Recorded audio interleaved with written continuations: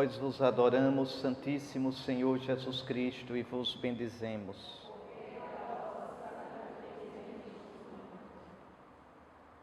No ofício de leituras, o ofício que nós, religiosos, ministros ordenados, os monges, temos que rezar, na segunda leitura, um autor antigo da Igreja, do século IV, pergunta assim: o que está acontecendo hoje?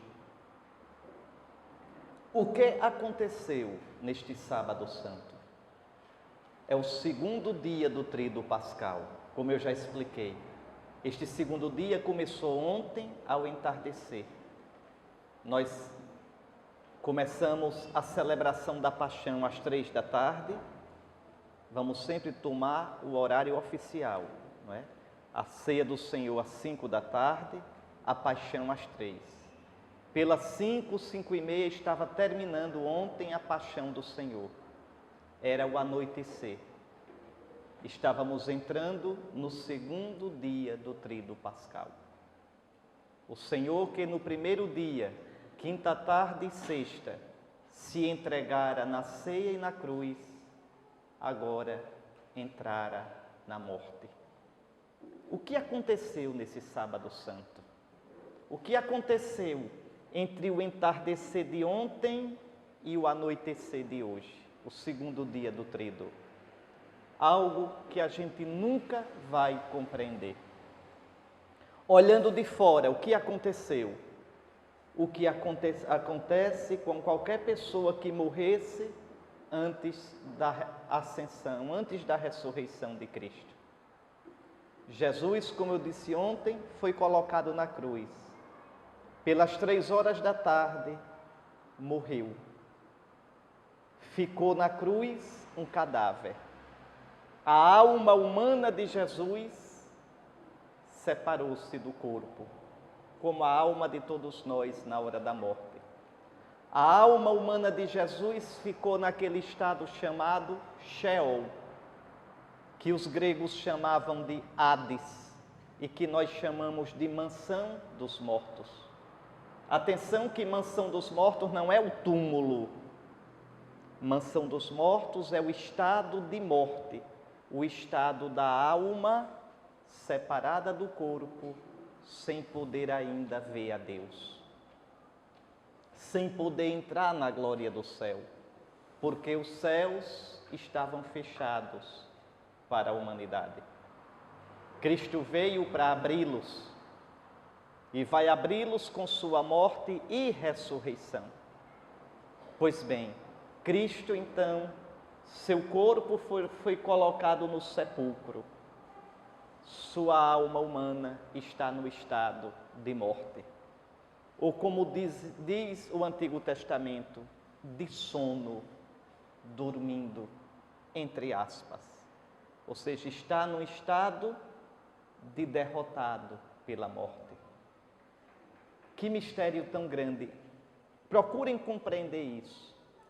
Jesus, nosso Senhor, não só morreu na cruz, mas Ele entrou na morte. Ele experimentou aquilo que todos nós experimentaremos um dia, o drama da morte. Que mistério impressionante, a vida engolida pela morte. O autor da vida, o Deus potente, agora é nada. Nesse segundo dia do Tríduo, Jesus foi cadáver. O que é que um cadáver pode fazer? Nada. Totalmente derrotado, totalmente entregue à morte. Mas aqui vocês têm que entender que não é só uma questão física. A morte, como a gente experimenta, ela é dolorosa, ela amedronta, porque ela está ligada ao pecado. Nós não éramos para morrer desse jeito. Se nós não tivéssemos pecado, é certo que nós não viveríamos aqui para sempre. O ser humano jamais viveria aqui para sempre. A Escritura diz: Deus criou o homem do pó da terra e lhe deu um número contado de dias. Deus já nos criou assim. Só que isto que a gente chama de morte, se nós não tivéssemos pecado, não teria o gosto, não teria o sentido negativo, amedrontador que tem agora. A morte seria para nós bendita, a morte seria para nós como um botão que se abre em flor, como uma entrada na plenitude. Foi por causa do pecado que a morte para nós se tornou amedrontadora, dolorosa, separação dos que a gente ama, separação de corpo e alma. A morte se tornou ameaça do nada, do vazio, do salto no desconhecido. Tanto que vejam, mesmo nós que cremos, mesmo nós que amamos a nosso Senhor, às vezes quando paramos para pensar na morte, sentimos aquela repulsa, aquele medo, e nós morreremos. São Paulo diz na sua segunda carta aos Coríntios, no capítulo 5, que nós gostaríamos de nos vestir do corpo glorioso, sem ter que nos desvestirmos deste corpo mortal. Vejam, nenhum de nós quer morrer. Então a morte que Jesus enfrentou foi essa morte amedrontadora. A minha alma está triste até a morte. Pai, se esse cálice puder passar sem que eu beba. Jesus entrou na morte. Jesus experimentou a derrota da morte. A morte, não estou falando agora da morte do cristão. Tem que pensar na morte dos que não conhecem a Cristo. Vejam, a morte para a humanidade se tornou, como eu já disse, consequência do pecado. A morte é sinal de afastamento do Deus da vida. Em Deus não há morte. Apartar-se de Deus é cair na morte. Não é só a morte física, é a morte como escuridão, é a morte como ameaça, é a morte como absurdo, é a morte como medo. Pois bem, Jesus na cruz entregou o Espírito. O Espírito aqui não é a alma, atenção. O Espírito aqui é o próprio Espírito Santo que liga o Filho ao Pai. O Espírito que é o vínculo de amor entre o Pai e o Filho. Na cruz, Jesus se tornou totalmente pobre. Nos deu sua mãe e depois entregou o Espírito. Pai, nas tuas mãos entrego o meu Espírito.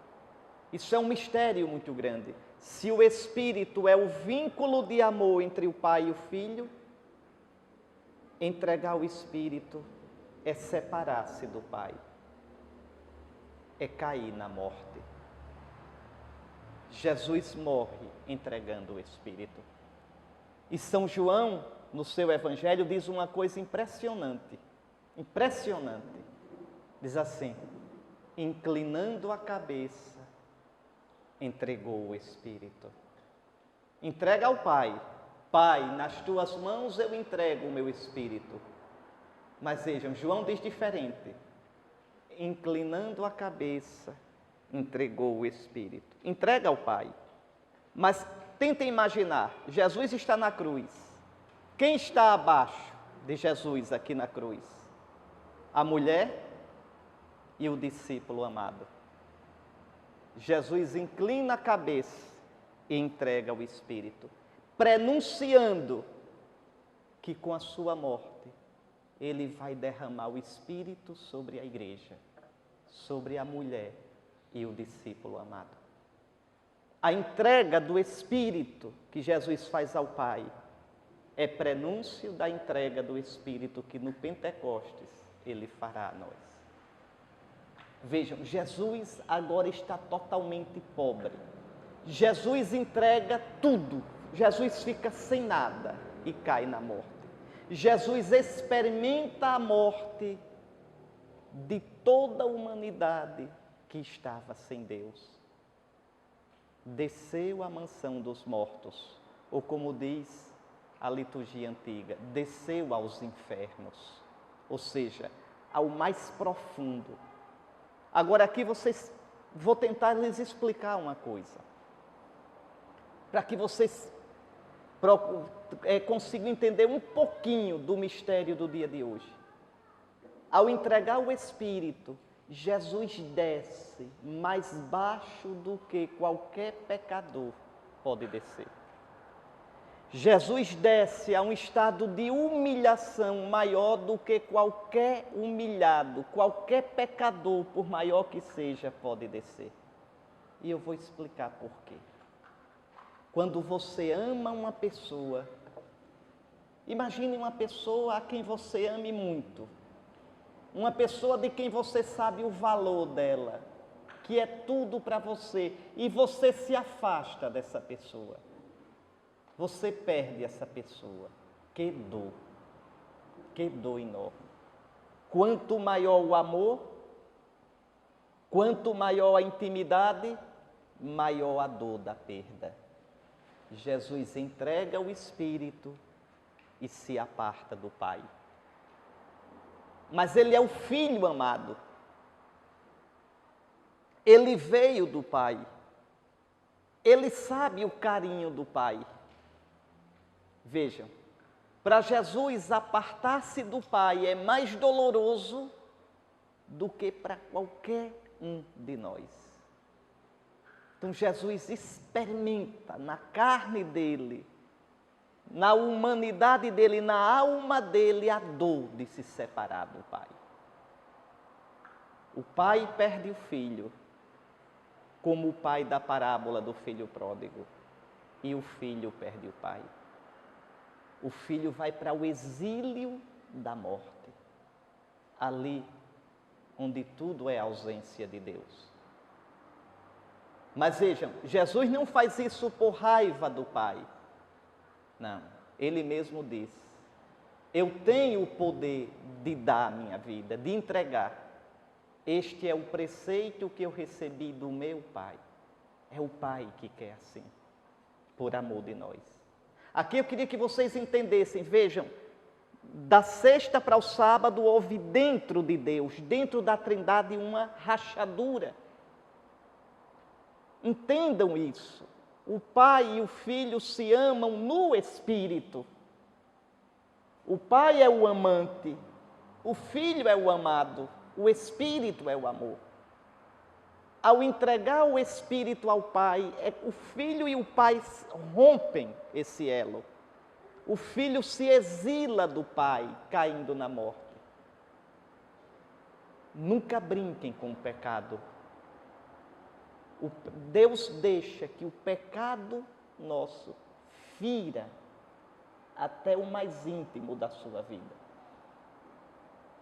Veja, a maldade humana, o pecado do mundo, é capaz de ferir o íntimo da Trindade Santa. Em Deus há uma ferida, uma morte, entre ontem e hoje, por nossa causa. O Filho desce ao mais baixo. O Filho se faz longe do Pai. O Filho agora não pode mais nada. Nada. Entregou tudo ao Pai. Ninguém foi tão pobre quanto Jesus naquela sexta-feira santa, no sábado santo. É esse mistério que hoje a igreja, em silêncio, contempla e adora. Por isso que hoje a igreja não celebra nada. É um dia alitúrgico. Repito, nem comungar se pode no dia de hoje. Nem os doentes podem receber a comunhão.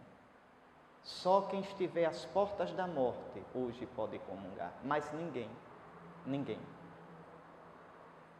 Veja, o esposo foi tirado, a vida foi engolida pela morte.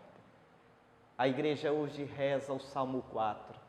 Eu tranquilo vou deitar-me, e na paz logo adormeço. Pois só vós, ó Senhor Deus, dai segurança à minha vida. Então, esse é o mistério do Sábado Santo. Hoje é um dia no qual nós deveríamos pensar na nossa morte, no mistério da morte, na morte do mundo, nas mortes do mundo, e lembrar: o meu Senhor morreu como eu. Olhe que consolo. Jesus morreu da nossa morte. Jesus morreu da morte que eu vou morrer, para que eu não morra sozinho. Você, cristão, você pode dizer, na hora da sua morte: Senhor, eu agora entro na morte que tu já experimentaste. Eu te encontro na morte. Nem na morte eu ficarei livre do teu amor. Nem na morte eu escaparei de ti. O que diz o Salmo 138? Se eu subo ao céu, eu te encontro. Se eu me prostro, se eu me jogo no abismo da morte, tu lá estás. Vejam o amor de Deus até onde chega, até abaixar-se desse jeito. Vejam, cristãos, a gente pensa tão pouco nisso, nessas coisas. Vejam, Deus não explica o sofrimento. Deus não explica as nossas mortes, as mortes da vida da gente, as derrotas, as limitações nossas, tantas coisas na nossa vida que a gente não entende. Deus não explica as nossas mortes. Ele morre conosco. Ele assume nossa vida e nossa morte. Hoje a gente pode dizer mais do que nunca: ainda que eu passe pelo vale da morte, eu não temerei. Tu estás comigo. O teu bordão e o teu cajado me dão a segurança. Eu posso dizer: Senhor, eu entro na tua morte para participar da tua ressurreição. Muito bem. É esse o mistério deste Sábado Santo. Tu, cristão, és chamado a enfrentar as mortes da vida, certamente chorando, certamente sofrendo. Quem não se magoa? Quem não se entristece? Quem não sente o peso da solidão? Mas lembra-te, cristão, o teu Senhor experimentou tudo isso.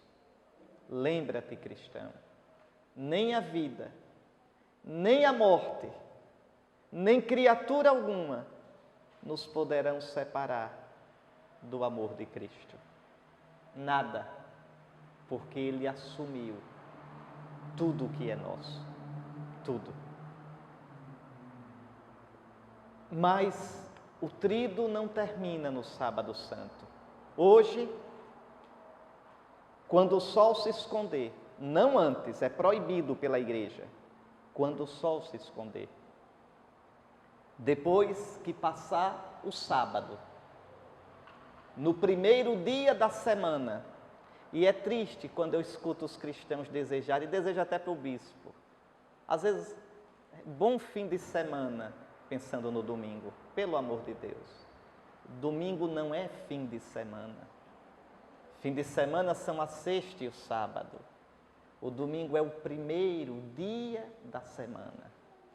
O domingo é o primeiro dia de um tempo novo. No domingo tudo começa. Eis que eu faço novas todas as coisas. Domingo é fim de semana para quem não conhece o Senhor, para quem considera o domingo na mesma farra da sexta-noite e do sábado. Então aí domingo é fim de semana, fim de farra. Mas para nós cristãos, não. O domingo é o começo de um novo tempo. É o primeiro dia depois do velho sábado dos judeus. É o dia do novo Adão. É o dia da nova criação. Lembre, Deus criou, disse: faça-se a luz no primeiro dia da semana. Houve uma tarde e uma manhã, primeiro dia. Vejam. E agora, o domingo é o dia da nova criação.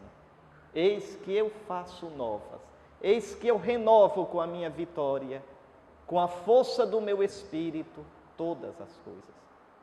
Pois bem, depois que o sol se esconder e cair a noite e começar o primeiro dia da semana, que era para ser dia de treva, porque a vida foi morta, não há mais esperança.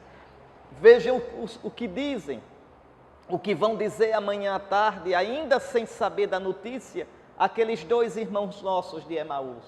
Nós esperávamos que ele fosse redimir Israel. Não esperam mais. Pois bem, o domingo, aquele primeiro dia da semana, teria tudo para ser um dia de treva, de uma ressaca, de uma desilusão, de uma tristeza. Mas não. Quando o sol se esconder, no meio da noite, noite que lembra a mansão dos mortos, noite que lembra a morte, o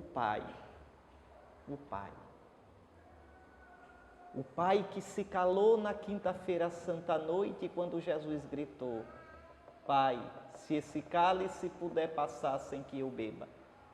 O Pai que se calou diante da paixão do Filho, diante da cruz do Filho, diante da morte do Filho. O Pai que não deu uma palavra neste sábado. O Pai vai falar. O Pai encherá a morte de vida. O Pai encherá o escuro da mansão dos mortos com a potência do Espírito. Vejam, o Filho entregou o Espírito ao Pai e caiu na morte. O Filho entregou na sexta-feira santa o Espírito ao Pai e ficou sem nada. Agora, o Pai dá o Espírito ao Filho. Eu não vou dizer que devolve.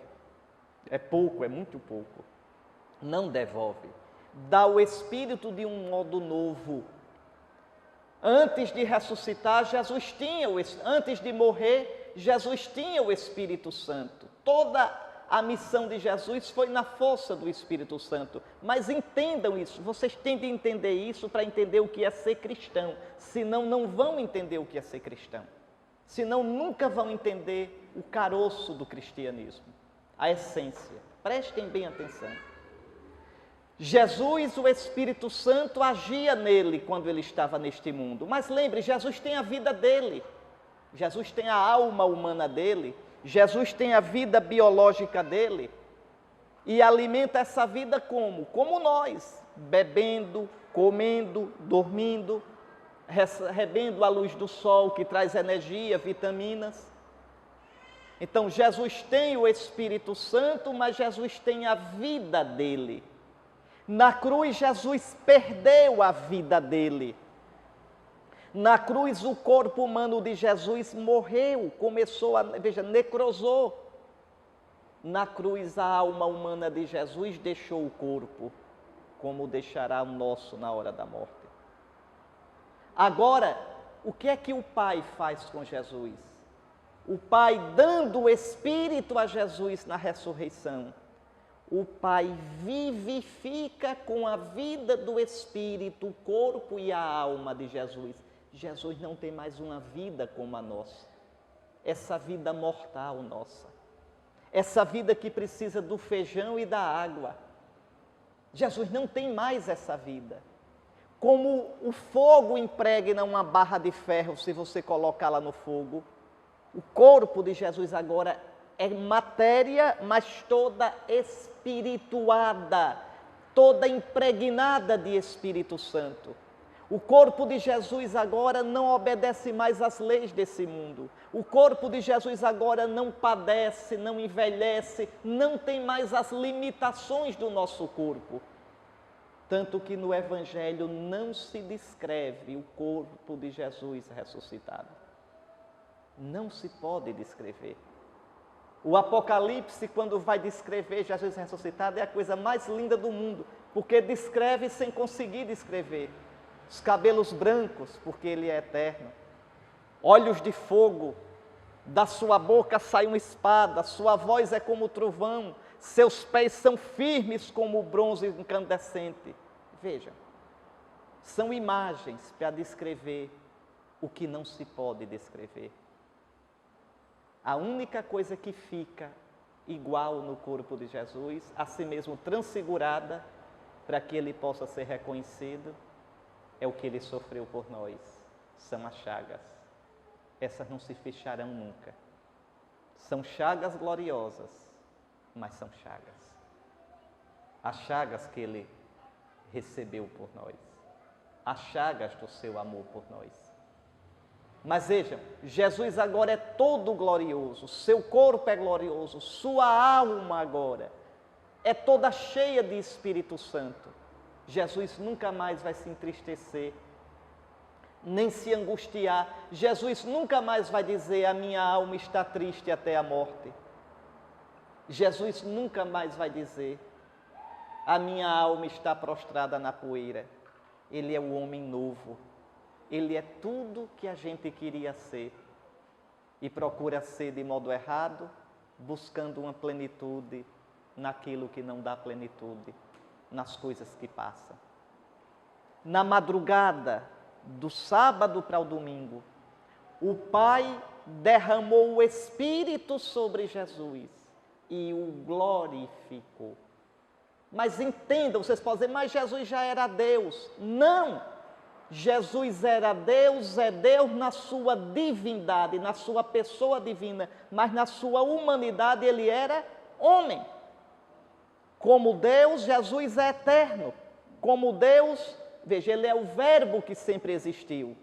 Mas eu estou falando agora da humanidade de Jesus, o corpo que foi criado no ventre de Maria, a alma humana que foi criada no ventre de Maria. Veja, é a alma humana, é o corpo humano de Jesus que agora são glorificados. Um da nossa raça. Veja, um da nossa raça agora está divino no seio do Pai. É essa a nossa salvação. Veja, é o homem Jesus. Jesus é uma pessoa divina, mas assumiu de verdade um corpo humano e uma alma humana. E na sua humanidade, como eu expliquei ontem, Jesus se humilhou. Jesus estava num estado de kenosis, de abaixamento. É o homem Jesus, ou seja, é Jesus na sua humanidade que é glorificado. E é Ele o nosso mediador. É Ele a causa da nossa salvação. Na madrugada, na noite de hoje para amanhã, como eu expliquei ontem, nós vamos ver, no meio da igreja escura, escura como a mansão dos mortos, a gente vai ver o círio pascal. É bonito aquele círio. Primeiro tem que ser virgem, nunca usado. A igreja vai cantar: ser a virgem de abelha generosa. Vejam, virgem, novo, como nova é a vida que Jesus recebeu na noite de hoje. E no círio nós vamos marcar, primeiro, uma cruz bem grande, porque aquele que venceu veio do combate. Na missa do dia de amanhã, a igreja vai dizer: no estupendo duelo entre a morte e a vida, o príncipe morto reina vivo. Que coisa linda! Ele chega com as chagas, ferido, mas vitorioso. Vitorioso da batalha, venceu, destruiu a morte, destruiu quem nos tinha presos. A carta aos Hebreus diz que Jesus libertou da morte. Atenção para isso. Jesus libertou da morte aqueles que por medo da morte eram prisioneiros do diabo. Essa palavra é terrível da Escritura e misteriosa. Vou repetir e vou explicar. Jesus, com a sua vitória, nos arrancou do nosso carrasco, do nosso senhor, o diabo. A Escritura diz que nós Éramos escravos do diabo por medo da morte. O que significa isso? Que medo da morte é esse? Prestem bem atenção. Morte é cada perda nossa. Morte é cada coisa negativa na nossa vida. Morte é minha saudade, morte é minha velhice, morte é uma derrota que eu tenho, morte é um prazer ao qual eu renuncio, daí vem mortificação. Morte é tudo aquilo que nega, de certo modo, a minha vontade. Tudo aquilo que nega, de certo modo, os meus planos. Como a gente tem medo da morte, a gente tem medo de perder, a gente tem medo de renunciar, a gente fica escravo do diabo. Escravo do diabo pelo pecado. Eu não quero renunciar a nada. Para não renunciar àquele prazer que é uma morte, eu caio na armadilha do diabo. Para não renunciar ao meu modo de ver, que para mim seria uma morte, eu caio na armadilha do diabo. Por medo da morte, somos escravos do diabo. Por isso Jesus disse, quem não perder a vida, não viverá de verdade. Mas não é perder a vida tua, é perder a vida por Ele, com Ele. Então, o diabo nos tenha e nos tem. Se a gente tiver medo de morrer com Cristo, o diabo não será nosso patrão, nos prometendo vida, sem dar vida nenhuma. Não, você está apaixonado, mesmo numa paixão errada, vá atrás. Não se negue, não se reprima, vá. Você vai morrer para o seu amor, vá. E você vai, escravo do diabo. Não, esse negócio aqui está errado, mas vai lhe dar lucro. Vá atrás. Não se negue, aproveite a vida. E você, com medo da morte, com medo de se negar, com medo de perder, você vai atrás. Escravo do diabo. Por medo da morte, o diabo nos mantém escravos. A gente querendo segurar a vida para a gente, do nosso jeito. Uma vida que não é vida. Uma vida que não enche o coração, que é gambiarra, que é imitação de vida. Vocês sabem disso. Nada nesse mundo nos dá a vida que a gente procura. Nada. Até as coisas boas que nos alegram, até as coisas boas que nos realizam, a gente sente que ainda não enche o nosso coração. Sente que ainda não é isso que me realizou. São escoras, gambiarras, coisas provisórias. Pois bem, o Senhor, ressuscitando, nos livra da morte. O Senhor nos arranca, entenda. Jesus, ao ressuscitar, nos arranca da morte. Eu disse a vocês que Jesus se fez solidário conosco. Desceu lá embaixo, ao mais baixo que se pode descer, experimentando a distância de Deus. O sábado santo é o dia do exílio do Filho de Deus. O Filho que entrega o Espírito e fica longe do Pai. E se sente mais longe, já expliquei, vou repetir, do que qualquer um dos outros mortos. Porque ele veio do seio do Pai. Ele sentiu o drama de estar longe do Pai, como o filho pródigo, que lá no exílio lembra de quem é o Pai, sente saudade do Pai. Assim está o Filho, não por raiva do Pai, não por rebeldia, mas por amor ao Pai, ele se exilou para nos salvar. Pois bem, na madrugada do domingo, quando o Pai derrama o Espírito sobre Jesus, clareia a mansão dos mortos com a luz do Espírito. Como a glória de Cristo no Tabor iluminou Moisés e Elias. A glória, na madrugada de hoje para amanhã, o inferno, a mansão dos mortos se tornou luz pura. Era o Pai derramando o Espírito sobre o Filho. E o Filho ressuscita. E e leva com ele, vem do mais baixo levando todo mundo com ele. Todos aqueles que no Antigo Testamento, antes dele, ou todos aqueles que mesmo agora não o têm porque não o conhecem, mas entram na morte e experimentam a luz de Cristo, ressuscitam com Ele. Por isso, depois de ressuscitado, Ele nos chama de irmãos. Vão dizer aos meus irmãos. Vejam. Por isso Ele, que é o unigênito do Pai, Ele é o Filho único do Pai, agora se torna o primogênito de muitos irmãos. Jesus, veja, a Páscoa, a vitória de Jesus é a nossa vitória. É a nossa vitória. Jesus agora, cheio do Espírito Santo, entra na glória do Pai. Aqui vocês... Eu já disse isso no ano passado, no ano atrasado. Se pregasse aqui no próximo ano, diria novamente.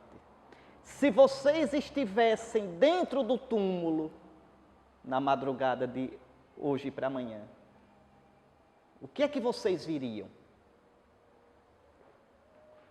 Estava lá o corpo, o cadáver de Jesus. O cadáver de Jesus foi enrolado com um lençol.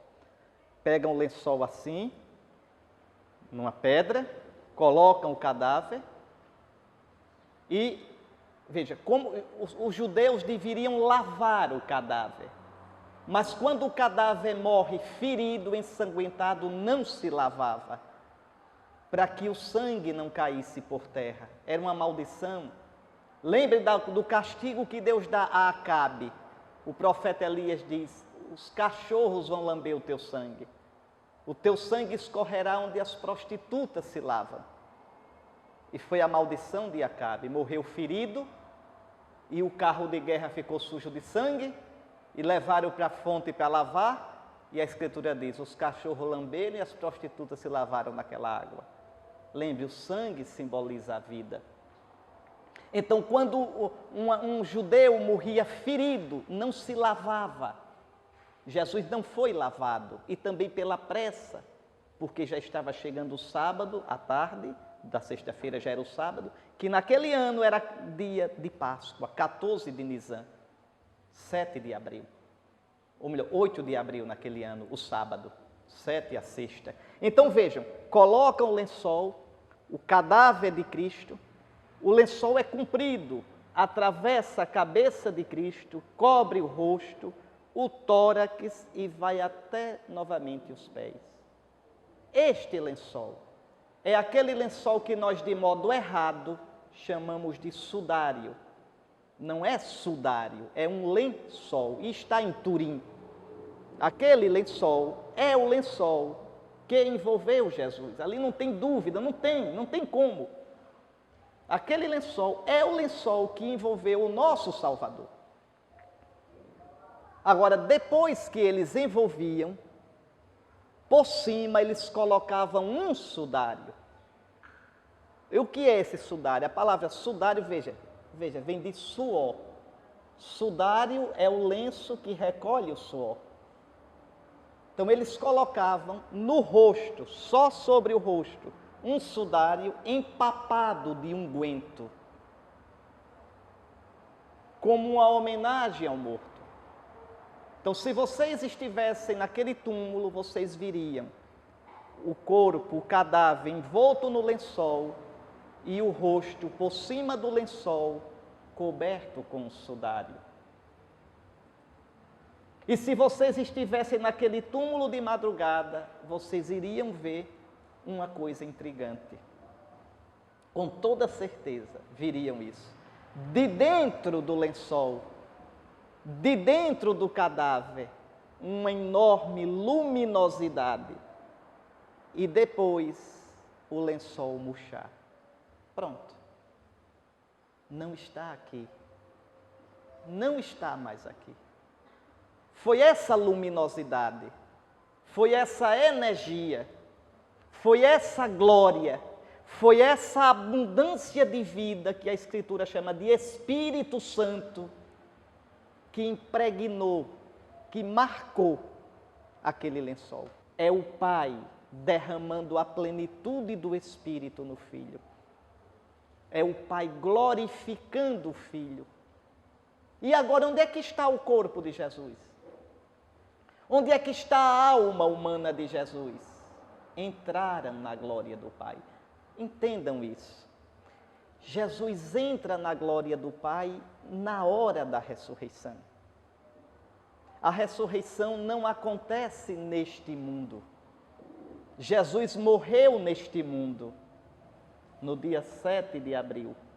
Jesus foi sepultado neste mundo, num túmulo de José de Arimateia, nas imediações de Jerusalém. Mas Jesus não ressuscita neste mundo, porque ressuscitar não é voltar a esta vida. Jesus ressuscita no Pai. Amanhã de manhã a igreja canta, se vocês pegarem um missal, olhe qual é lá a antífona de entrada da missa. É Jesus falando: ressuscitei, ó Pai, e estou sempre contigo. Pousaste sobre mim a tua mão, tua sabedoria é maravilhosa. Jesus ressuscita na glória do Pai. Vocês vão perguntar, e a ascensão? Na ascensão, Jesus recebe do Pai, Jesus glorificado, recebe do Pai a autoridade sobre o universo, sobre a história.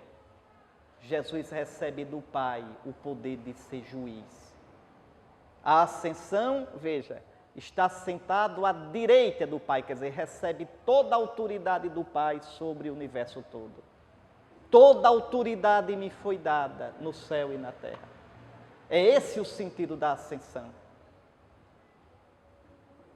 Então, e por que Jesus diz a Madalena, não me retenhas, porque ainda não subi ao Pai? Jesus quer dizer aqui duas coisas a Madalena. Primeiro, não podemos mais ter aquela relação com Jesus que tínhamos antes. Não podemos mais tocá-lo como antes, ele agora está glorificado. São Paulo vai dizer, ainda que tenhamos conhecido Jesus segundo a carne, agora já não o conhecemos assim. Jesus agora está glorificado. Onde é que vocês podem encontrar Jesus? Me digam. Nos sacramentos. De verdade, ele está lá. Mas agora ele só se faz visível a nós na ação do seu Espírito Santo. Naquela água do batismo, vocês são mergulhados no Espírito dele. Na Eucaristia, vocês comungam o corpo dele. Na confissão, recebem o perdão dele. Na crisma, recebem a força do Espírito dele. Ele está vivinho entre nós. Se a gente consegue ter fé, é pela ação dele. Se a igreja não se acaba, é por causa dele. Ele está entre nós, vivo. Ele está dentro de nós, vivo, mas na potência do seu Espírito. Ele pessoalmente está no céu. E, no entanto, na potência do seu Espírito, ele está em cada um de nós, entre nós. É a vida da nossa vida. Esse Espírito que ele recebeu na madrugada de hoje para amanhã, na ressurreição, ele esparrama esse Espírito Santo sobre nós, na igreja, pelos sacramentos. Vejam, meus irmãos, a fé em Cristo, a nossa vida espiritual, a nossa vida cristã e os sacramentos são uma coisa só. E se não houvesse os sacramentos, eu não teria a vida de Jesus. Mas e se eu fizesse caridade? Mas não é caridade em Jesus, porque não tenho o Espírito de Jesus. E por que não tenho o Espírito de Jesus? Porque não recebi nos sacramentos. Ah, e se eu fosse casto, honesto, decente, direito? Ótimo, mas não é cristão, não tem a vida de Jesus. Ah, mas eu admiro Jesus. E o marxista admira Marx. Vejam, e o existencialista admira os existencialistas, mas não tem a vida dentro de si, a vida de Jesus. A nossa questão é ter a vida de Jesus, para que as nossas mortes sejam mortes em Jesus, e depois a nossa ressurreição seja em Jesus. E isso só nos é dado pelo Espírito de Jesus morto e ressuscitado. E eu só tenho um jeito de receber esse Espírito, nos sacramentos da igreja. sobretudo na Eucaristia, que é o centro, o miolo da vida, é a Páscoa do cristão. Ali eu comungo Jesus quebrado e ressuscitado, como eu expliquei na quinta-feira santa tarde. Jesus imolado e ressuscitado, glorioso.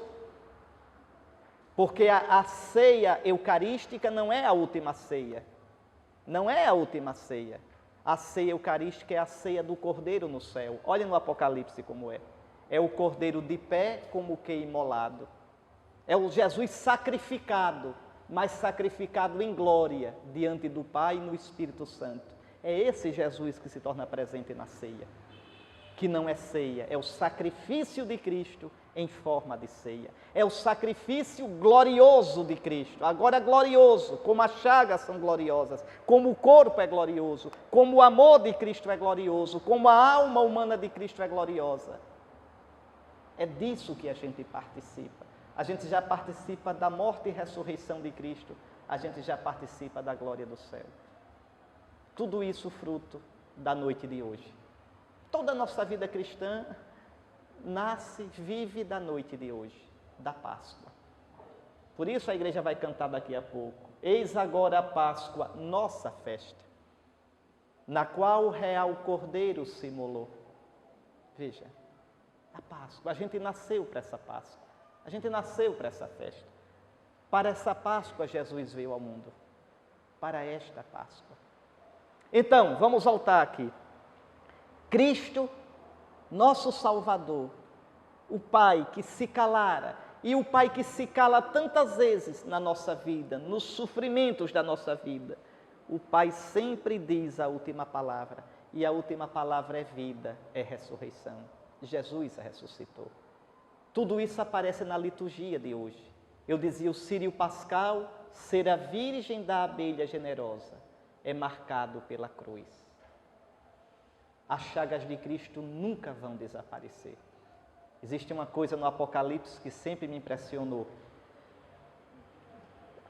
No capítulo 2 do Apocalipse, aparece Jesus como cordeiro. Quer coisa mais mansa do que um cordeiro? Quer coisa mais doce do que um cordeiro? Aliás, deixa eu dizer uma coisa para vocês. Vejam, imaginem no dia da ressurreição. Eu disse a vocês o quê? O corpo desapareceu daquele lençol. O lençol murchou. Para onde foi Jesus? Eu disse, para o Pai. No Apocalipse mostra Jesus chegando no Pai. Deixa eu só dizer isso a vocês e depois eu volto para explicar o que eu queria. João diz, logo no começo do Apocalipse, eu escutei uma voz que disse, vem, que eu vou te mostrar o que deve acontecer. Quando João vai, veja, João vai, Deus faz com que João chegue na visão dele antes da ressurreição de Cristo. Antes da ressurreição. Aí João diz, eu vi uma multidão que adorava aquele que está no trono. João não descreve aquele que está sentado no trono, é o Pai. E eu vi que ao redor do trono, invadindo o trono, havia 7 espíritos, é o Espírito Santo. 7 quer dizer plenitude. 7 são os sacramentos no qual o Espírito é dado. Veja, mas João não vê Jesus. Vê o Pai, está lá o Pai, está lá o Espírito Santo. E uma multidão está lá, uma multidão incalculável de seres que a gente nem imagina. E aí João diz, eu vi, não estava lá, vai chegar agora, eu vi, chegando agora, chegando do túmulo, de pé, como que imolado, de pé e ainda ferido, mas com as feridas gloriosas, eu vi um cordeiro, é ele. É o nosso Jesus. É o Jesus que a gente viu, homem de dores. É o Jesus que foi deixado no túmulo lacrado, bem lacrado, guardado pelos guardas do Sinédrio. Não está mais ali. Eu vi, veja, diante do trono, de pé, o vencedor, chegando da batalha. Num tremendo duelo entre a morte e a vida, o príncipe morto reina vivo. Veja. E ele chegou, antes de ele chegar, João tinha visto um livro selado. Que livro selado é esse? É o livro da história humana. É o livro da sua história. E uma voz perguntou a João, só para instigá-lo, só para entristecê-lo, só para magoá-lo, como magoa a gente. Quem pode abrir esse livro? Quem pode romper os seus selos? Quem pode entender? Quem pode ler o livro da sua história? Quem pode interpretar a sua dor, a sua ferida, a sua chaga? Quem pode interpretar as dores do mundo, as injustiças da história? Coisas que parece até que Deus não existe. Quem pode? Ninguém podia. Um silêncio no céu. E João diz, eu chorava muito. Porque ninguém, nem no céu, nem na terra, era digno de abrir o livro e de lê-lo. E o ancião me disse, não chores. O cordeiro que foi imolado, o homem de dores que foi destruído, destroçado, que foi humilhado, o homem de dores no qual caiu todo o absurdo, toda a injustiça do mundo. Veja, não chores. O cordeiro que foi imolado é digno de receber o livro. Aí sim, João olha e lá está o cordeiro, chegando agora, fresquinho, fresquinho, do túmulo, ainda com o cheiro dessa terra, mas glorioso. E aí o livro é entregue ao cordeiro. E quando o livro é entregue ao cordeiro, todos se prostram, todos. Tu és digno de receber o livro e de ler suas folhas lacradas, porque tu foste imolado por nós. Veja, tu derramaste teu sangue por nós. Tu experimentaste a dor humana. Tu experimentaste o drama da criação, o escuro da nossa vida. Tu és digno. Tudo isso aconteceu na noite de hoje para amanhã. Por isso a igreja vai dizer, ó noite em que Jesus venceu o inferno, ao ressurgir da morte vencedor. Do que nos valeria ter nascido, se não nos redimisse em seu amor? Noite bendita. Tudo isso, vejam, aquele sírio, vamos voltar ao sírio, virgem, como o Cristo ressuscitado, novo Adão, mas com a marca da cruz. E nós vamos, o padre, o ministro vai colocar o alfa e o ômega, o A e o Z em grego. Porque entendam, ele, Jesus imolado e ressuscitado, é o princípio e o fim de toda a criação, de toda a história, da minha história, da sua história. Meus irmãos, é isso que a gente precisa entender. A sua história é tão pequenininha. As pessoas não conhecem, não sai no jornal, não vira romance, nem novela. É a sua história que parece tão sem importância. E, no entanto, é a sua história. Com as suas feridas, com as suas esperanças, com as suas lágrimas, com as suas vitórias. É a sua história. Pois a sua história não é uma história à toa. O sentido dela é Cristo. Ele é o alfa e o ômega de tudo. Ele é o princípio e o fim de tudo. Você, cristão, você tem a alegria, você tem o consolo de saber que sua história tem valor. Eu fico tão impressionado agora com as redes sociais. Como as pessoas sentem necessidade de dizer o que estão fazendo, de colocar o tempo todinho, a cada minuto, uma fotografia, uma informação sobre o que estão fazendo. Deus sabe. Não precisa que os outros saibam. A sua importância não vem dos outros saberem que você agora vai tomar banho. A sua importância vem do fato de que a sua história foi assumida por Cristo. Ele é o alfa e o ômega da sua história. Porque no Facebook você bota quando está sorrindo, mas você não coloca o seu pecado, a sua mesquinhez, a sua queda, a sua solidão, a sua fraqueza, nem vai colocar a sua morte. Isso o Senhor conhece. O Senhor redime, o Senhor dá um sentido. Alfa e ômega, princípio e fim. Vocês vão ouvir isso hoje à noite, ao preparar o Sírio.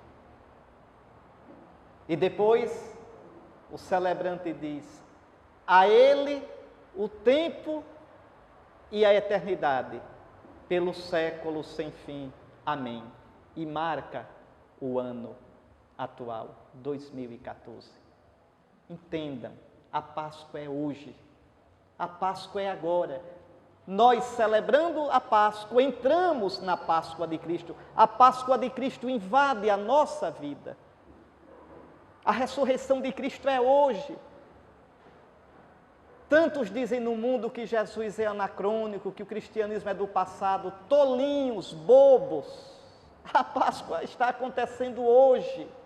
Cristo é mais novo do que esses que dizem isso. Nada é tão novo quanto Cristo.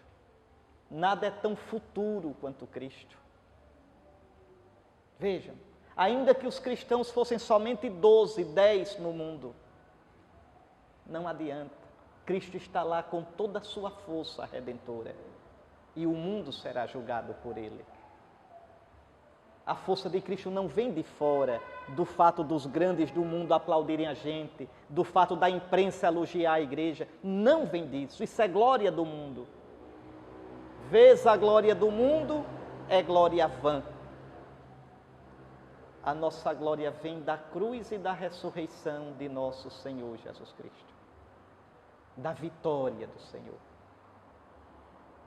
2014, está lá marcado no Sírio. E depois então o celebrante pega 5 grãos feitos de incenso e vai cravando um por um em forma de cruz. Por suas santas chagas gloriosas, o Cristo Senhor nos proteja e nos guarde. Amém. Veja, e depois acende o círio, com fogo que simboliza o Espírito Santo, Espírito que é glória, Espírito que é luz, Espírito que é vida. E no meio da igreja escura, como escura era a mansão dos mortos, o Sheol, os infernos, a igreja entra pelas mãos do ministro, proclamando: eis a luz de Cristo. E a gente não mais de joelhos, como ontem, quando cantamos vinde e adoremos, nos ajoelhando diante do lenho da cruz, a gente agora de pé canta: graças a Deus, graças ao Deus de Israel, graças ao Deus a quem Jesus chamava de Pai, porque Ele é fiel, Ele ressuscitou o seu ungido, o seu Filho amado da morte. Eis a Páscoa, nossa festa. Eu queria agora, tenham um pouquinho de paciência, se estiverem cansados, podia cantar alguma coisa, ou pode ir direto? Vai direto? Então eu queria ler 2 textos da liturgia de hoje. A liturgia de hoje é longa, a liturgia de hoje deve ser longa, a liturgia de hoje deve ser cansativa, porque é uma vigília em honra do Senhor. Primeiro a gente faz as leituras do Antigo Testamento, 7 leituras. Para quê? Para mostrar como a Páscoa foi sendo prefigurada. Como Deus foi preparando tudo para chegar na ressurreição de Cristo. Mas eu queria ler as 2 leituras da missa mesmo, que são o Evangelho de hoje e a Epístola. Para meditar com vocês um pouco mais ainda no sentido da ressurreição do Senhor. O Evangelho de hoje à noite, é o de São Mateus, capítulo 28, versículos 1 a 10. Escutem.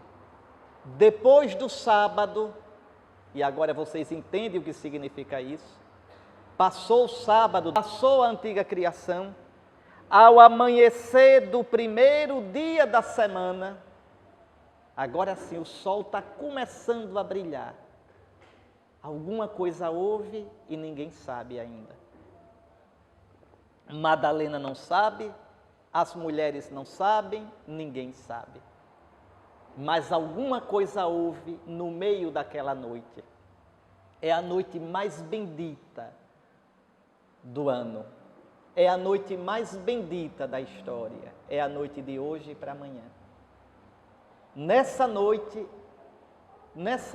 tudo aconteceu.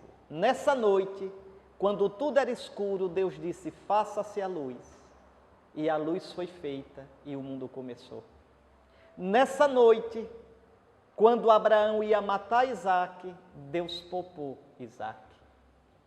É a segunda leitura que hoje vocês vão escutar nessa noite. Nessa noite, Deus abriu o mar vermelho. Nessa noite, Deus ressuscitou Jesus. E numa noite como essa, Deus fará um dia o mundo todo passar para a eternidade, para a glória. É a noite santa, a noite da Páscoa. A noite onde tudo aconteceu.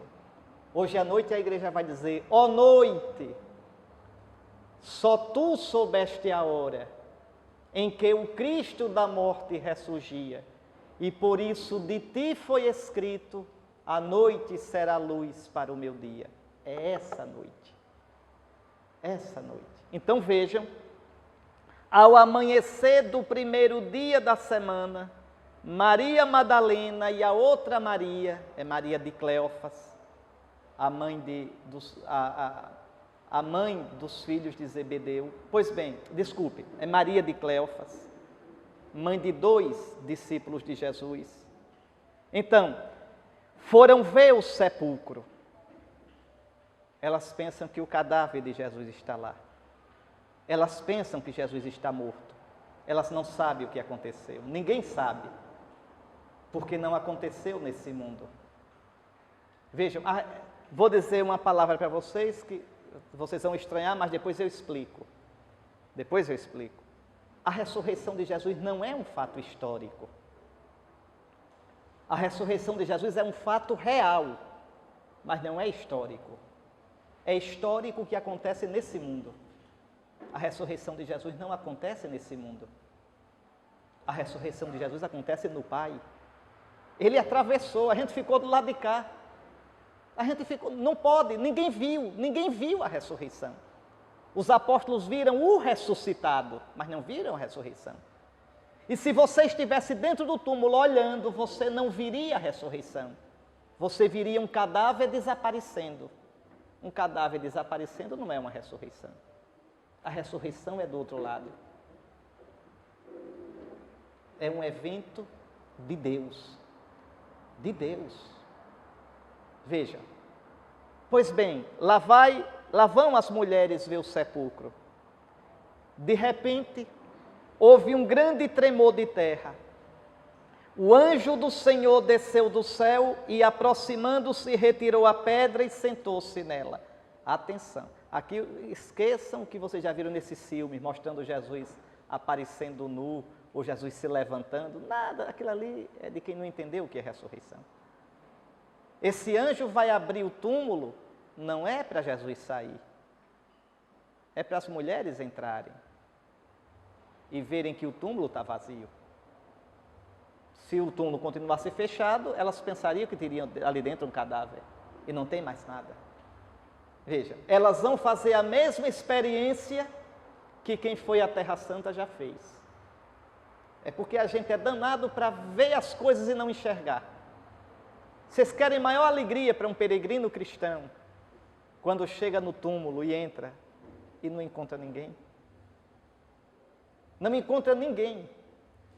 A única coisa que tem dentro do Santo Sepulcro é um pequeno estandartezinho, uma banderolazinha, escrito: ressuscitou.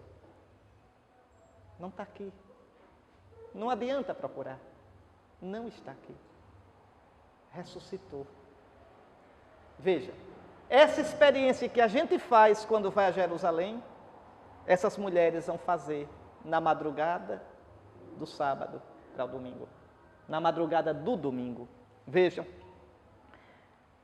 o anjo do Senhor desceu do céu e, aproximando-se, retirou a pedra e sentou-se nela. Sua aparência era como um relâmpago. Ou seja, você não pode imaginar, ninguém sabe como é a aparência de relâmpago. Esse é o jeito da Escritura dizer sem dizer nada. Tá certo? A gente escuta, ele tinha a aparência de um relâmpago. E o que é uma aparência de relâmpago? Veja. Sua aparência era como um relâmpago e suas vestes eram brancas como a neve. Os guardas ficaram com tanto medo do anjo que tremeram e ficaram como mortos. Então o anjo disse às mulheres: não tenhais medo. Sei que procurais Jesus, que foi crucificado. Ele não está aqui. Acabou-se. Nem aqui, nem em canto nenhum que vocês procurarem. Ele está no Pai. Ressuscitou, como havia dito. Vinde ver o lugar em que ele estava. Mas repare aqui que logo depois não tem nem o gostinho de respirar. Olha, diz, vinde ver. E dá logo uma missão. Ide. Disse, vinde. Agora diz, ide, depressa, contar aos discípulos que ele ressuscitou dos mortos e que vai à vossa frente para a Galileia. Isso aqui é importantíssimo. Importantíssimo. Primeiro, veja, quem viu o túmulo vazio não pode mais ficar calado. Ali aconteceu alguma coisa grande demais. A morte foi vencida. Minha gente, é a primeira vez que alguém que morreu vence a morte. Nunca antes isso tinha existido. Nem pense em Lázaro, nem esse povo voltou para essa vida e morreu depois. Eu estou falando em vencer a morte para sempre. Eu estou falando em entrar onde não existe mais a morte. Eu estou falando em entrar na vida plena. Da nossa raça fez isso, Jesus. E, como diz São Paulo, ressuscitou como primícias de todos os que vão adormecer. Ressuscitou como primeiro fruto. Na dele, a nossa ressurreição está garantida. Nós não ficaremos na morte, nós vamos morrer. Não sei o dia da morte de cada um. Será o meu dia, o dia mais importante da minha vida. Mais importante. A gente vai estar lá, ou numa cama, ou de um modo imprevisto, sabe Deus como. E o mundo vai continuar, os carros passando, as pessoas dançando, trabalhando. Mas naquele momento, naquele dia, eu morrerei. É a minha morte. Eu posso estar cercado de pessoas, até pegando na minha mão, dizendo, a gente está aqui, a gente ama você. Não adianta. Só quem vai morrer sou eu. Eles ficam. Só eu vou entrar. Só eu vou passar pelo vale da morte. E a questão é essa. Na hora em que meus olhos se fecharem para esse mundo, o que me espera? O nada, o vazio ou uma vida plena? Essa é a questão mais importante da vida. Pois bem, o nosso irmão Jesus venceu a morte. Ele ressuscitou. E de tal modo apareceu aos 12. E de tal modo os 12 tiveram certeza que por isso ficaram doidos, largaram tudo, saíram pelo mundo pregando e todos eles deram a vida por isso. Pela certeza que tiveram, pela experiência que fizeram. Comeram e beberam com ele, viram-no ressuscitado. E é por isso que nós somos cristãos. Nós somos cristãos porque cremos que Jesus venceu a morte. E a gente quer vencer a nossa também. E só pode vencer com ele. Por isso somos cristãos.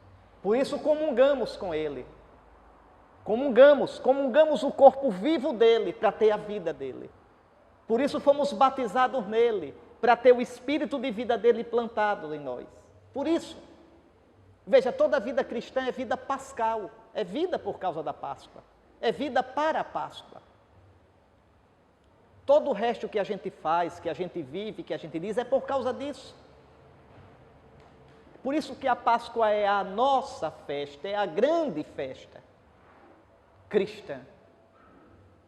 Então, mas veja, ele ressuscitou dos mortos e vai à vossa frente para a Galileia. Atenção para esse detalhe.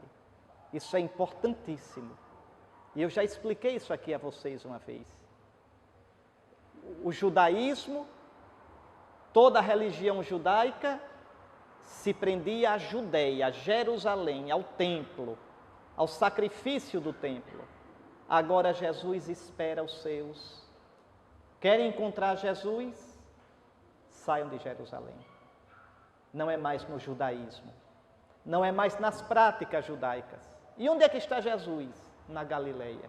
Mas a Galileia é região dos pagãos. A Galileia é região de pagãos misturados com judeus.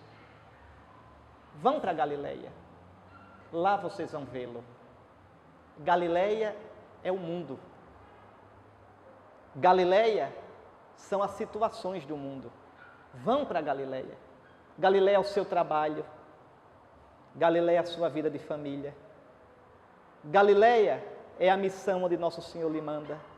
Vão, não tenham medo. Vão para a Galileia.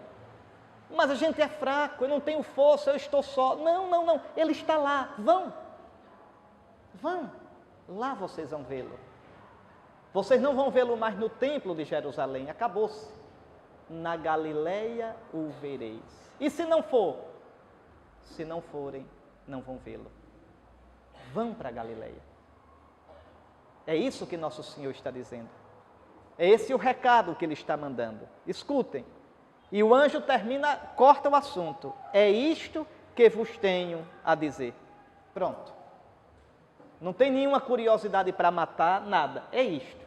Ele ressuscitou, vão para a Galileia e lá vocês vão vê-lo. Escutem.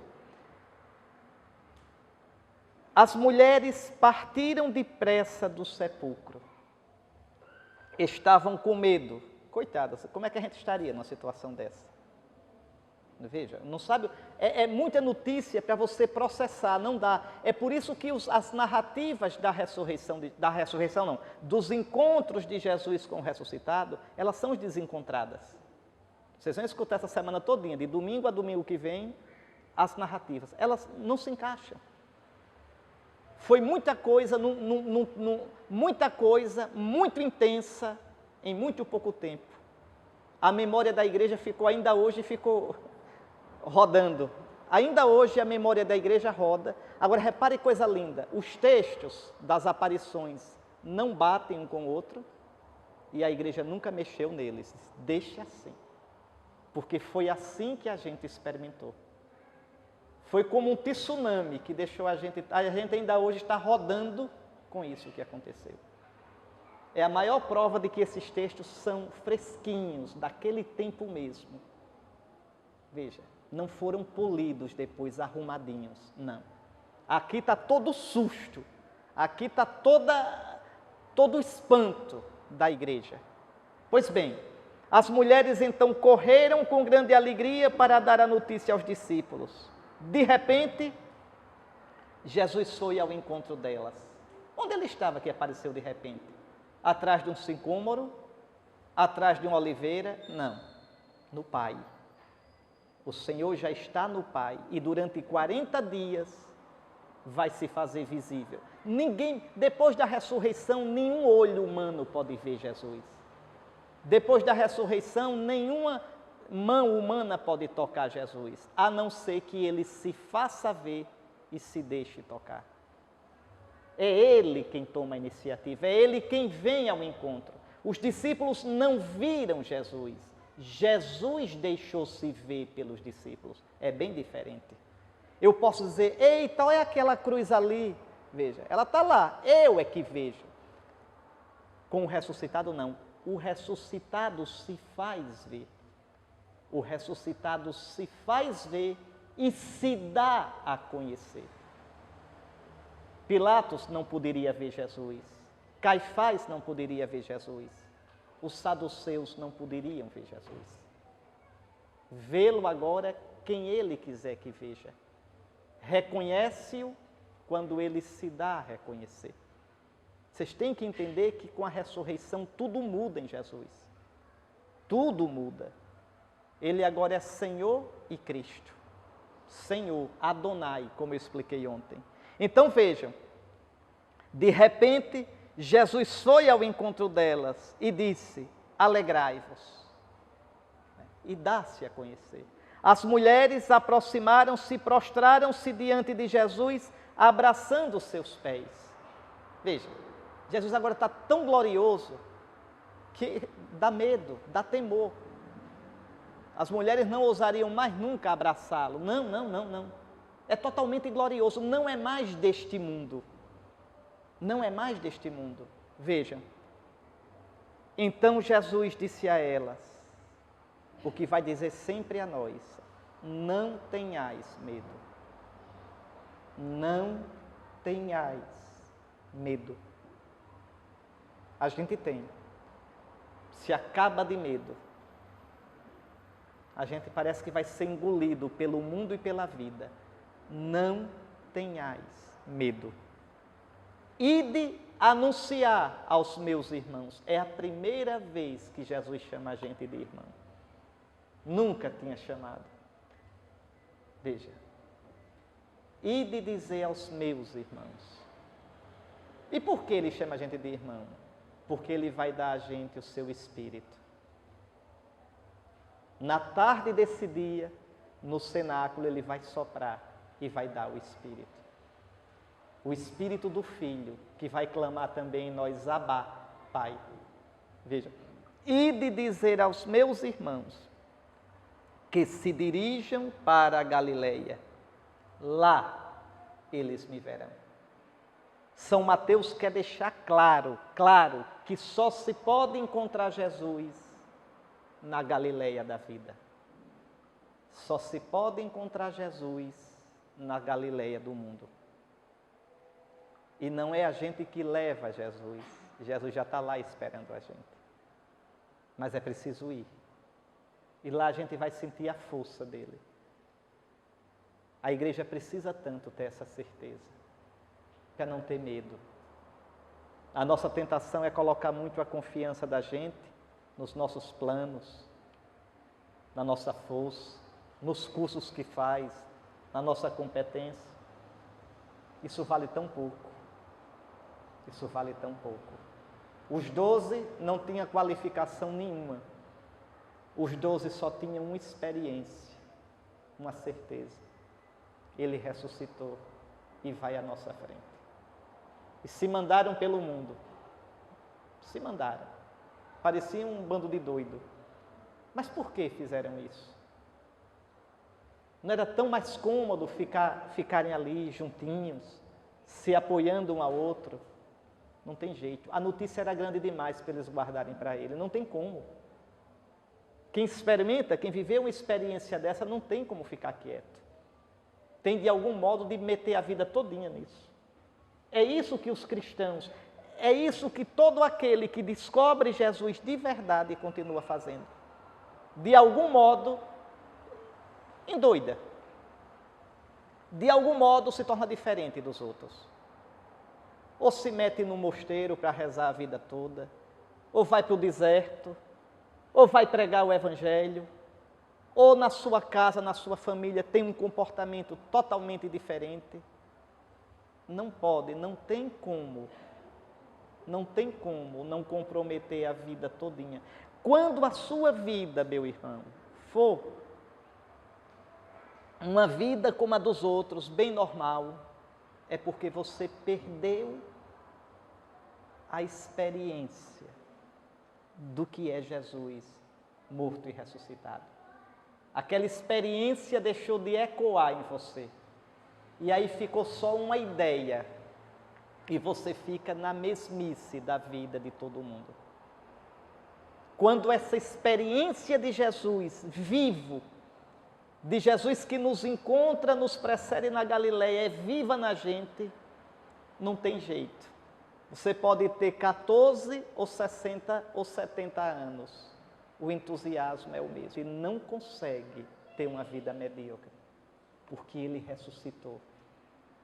porque Ele está vivo. Meus irmãos, o Evangelho não é uma teoria, o cristianismo não é uma filosofia. O cristianismo é uma certeza nascida de uma experiência. Aquele túmulo está vazio. Eu posso perder a vida. É de chorar de emoção a gente olhar a vida dos mártires. Quanta doidice. Quantas mulheres mortas, homens mortos, crianças mortas. Quantos pais morreram junto de seus filhos por causa de Jesus, nosso Senhor. Por causa de uma certeza, a morte foi vencida.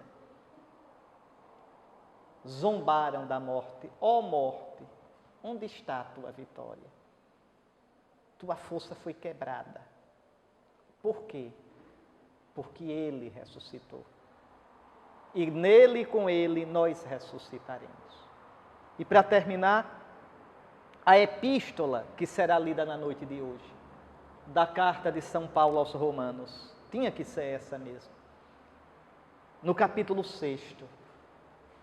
Irmãos, como eu queria que vocês escutassem essa palavra para você, para nós, porque realmente é para nós. Irmãos, será que ignorais que todos nós, batizados, quer dizer, mergulhados em Cristo Jesus, é na sua morte que fomos batizados?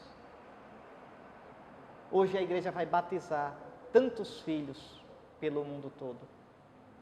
Quando vocês mergulharam naquela água, vocês mergulharam na morte de Cristo. Eu expliquei ontem que o mar, a água simboliza a morte. Nós mergulhamos na morte com Cristo. A morte de Cristo se tornou nossa morte, para que a gente morra cada dia como Cristo. Cada mortezinha nossa, não tenham mais medo da morte, porque você morre com Cristo. A renúncia que você faz, a perda que você tem por causa de Cristo, tudo isso é com Cristo. Será que ignorais? Será que não sabeis? Será que vos esquecestes que todos nós batizados em Jesus Cristo é na sua morte que fomos batizados? Pelo batismo na sua morte fomos sepultados com Ele, para que, como Cristo ressuscitou dos mortos pela glória do Pai, a glória do Pai é o Espírito Santo, viu? Assim também nós levemos uma vida nova. A gente já vive agora a vida que a gente vai ter no céu, a vida do Espírito Santo. Ainda está em semente em nós, mas no batismo a gente já recebeu a vida do Espírito de Cristo ressuscitado. Pois, se fomos de certo modo identificados a Jesus Cristo por uma morte semelhante à sua, seremos semelhantes a Ele também pela ressurreição. Sabemos, vocês já sabem disso, que o nosso velho homem foi crucificado com Cristo, para que seja destruído o corpo de pecado. O que é o corpo de pecado? É a minha natureza humana toda enquanto pecadora. Meus pensamentos, meus sentimentos, meus instintos, meus afetos, meu corpo, minha alma, tudo isso que sou eu, ainda marcado pelo pecado, é destruído no batismo. Começa a arruinar-se pela força do Espírito de Cristo. Com efeito, aquele que morreu está livre do pecado. Nós morremos para o pecado. Nós somos nova criatura. Se, pois, morremos com Cristo, cremos que também viveremos com Ele. Sabemos que Cristo, ressuscitado dos mortos, não morre mais. A morte já não tem poder sobre Ele, pois aquele que morreu, morreu com Cristo, morreu para o pecado uma vez por todas. Mas aquele que vive com Cristo, é para Deus que vive. Assim, irmãos, vós também considerai-vos mortos para o pecado e vivos para Deus em Jesus Cristo. Hoje à noite, em tantas igrejas, haverá batismos. Que coisa impressionante. Chegarão pessoas que vivem essa vida biológica e psíquica. Pessoas que não têm a vida de Cristo. Não têm, não são nossos irmãos. Podem ser nossos amigos, mas não nossos irmãos na fé. Pessoas velhas, da velhice da humanidade velha. Pode ser um recém-nascido, é velho. A humanidade já nasce velha. E vocês vão ver. Aproximam-se da pia batismal, daquela água sobre a qual foi invocado o Espírito do Cristo ressuscitado. E eles serão lavados na morte de Cristo. Serão mergulhados na morte de Cristo. No corpo e na alma serão mergulhados. E aquela água é símbolo do Espírito. O mesmo Espírito no qual o Filho se ofereceu ao Pai na cruz. O mesmo Espírito que o Filho entregou ao Pai na Sexta-feira Santa. O mesmo Espírito que o Pai derramou sobre o Filho no domingo da ressurreição. E eles, só com aquele gesto tão simples, tão